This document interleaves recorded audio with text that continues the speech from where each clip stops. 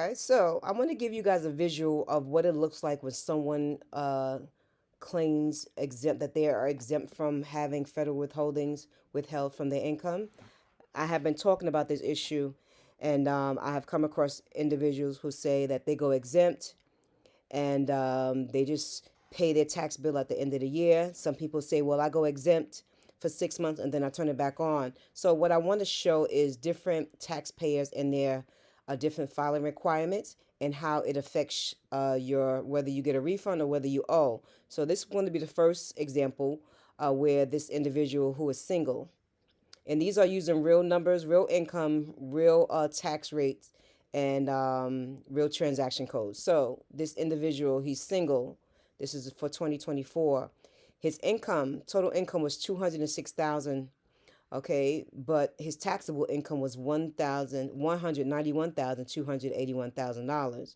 Okay, so based on this income, this is the amount of tax that he should have had withheld throughout the year. Okay, so he had no federal withholding and no estimated tax payments to cover this $38,950 tax that was going to be assessed. All right. He had no refundable credits, meaning no tax credits, no earned income credits, no child tax credits, things like that. So I want to take you through what the transcript looked like. Okay. So when you file your tax return, you're going to have a transaction code TC150. This lets you know that your return was received and it was processed, right? So this $38,950 is his tax liability based on this number. All right, so it says return filed and tax assessed after the standard deduction. So when you, based on his single filing status, you get a standard deduction. And I believe for single, it's about $8,000. For married couple, I believe it's about $24,000. Okay, if you were head of household, it's about $12,000, something like that. So this transaction code TC150. This is the tax that was assessed based on this. I'm sorry, this taxable income. So he had no federal withholding. The TC806. And again, these are actual transaction codes that you'll see on your transcripts.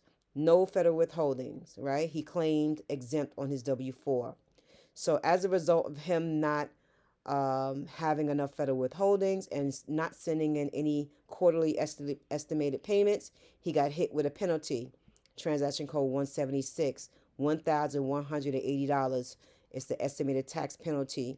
This is based on this amount, okay? And then he got hit with an interest. So this is the interest based on these amounts. So transaction code 196. He also got hit with a failure to pay penalty assessed, right? So again, because all of this is due, this is on top of all of that. Okay, failure to pay penalty, failure to pay this throughout the year because he went exempt. He had no federal withholdings, no estimated tax payments. All right, so he got a failure to pay on time.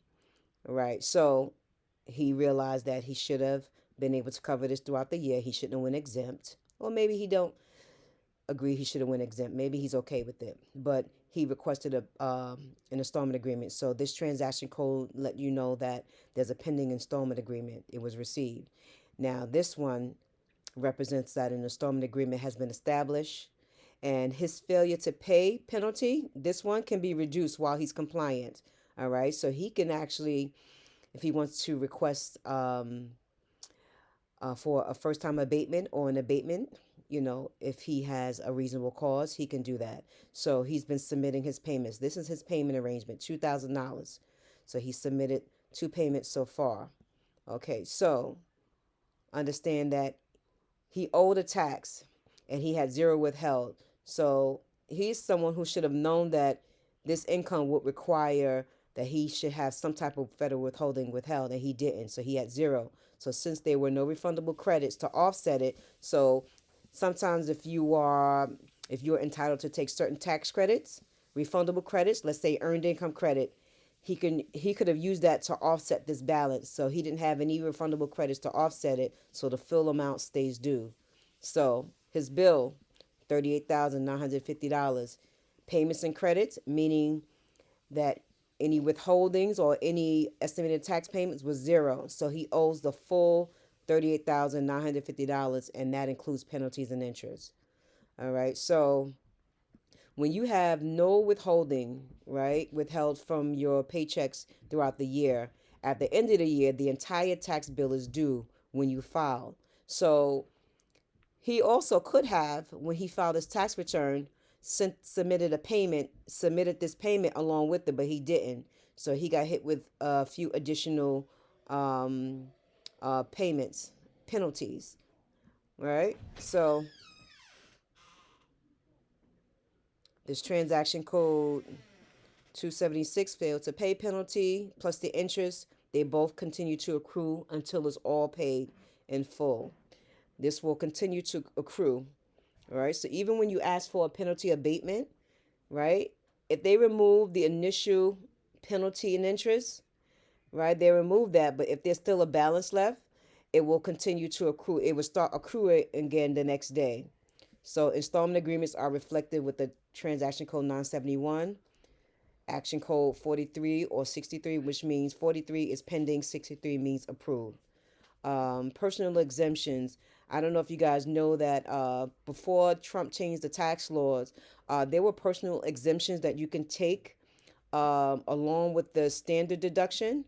Your personal exemptions, like for one, let's say you had a married filing joint couple, each person could take a $5,000 off their income, and if you had children, it was like 3,600 per children, and you can have, and some people had like six children on their tax returns, so you were able to take all of those off. So these personal exemptions were suspended for 2020 from 2018 to 2025. All right, so now we only get the standard deduction, in which again I believe for a single person, I believe is around 9,000 maybe. For head of household is 12,000 or maybe 10,000. I'm not sure. I will have to look that up. But next, I'm going to come back. I'm going to show you what an individual who is filing head of household who went exempt, no federal withholding, but they had some dependents. And I meant to say that he was single. Well, you know, if he was single, he had no dependents. So the next one, head of household, they went exempt. They had income and they had dependents. So I want to show you what that looks like for that individual.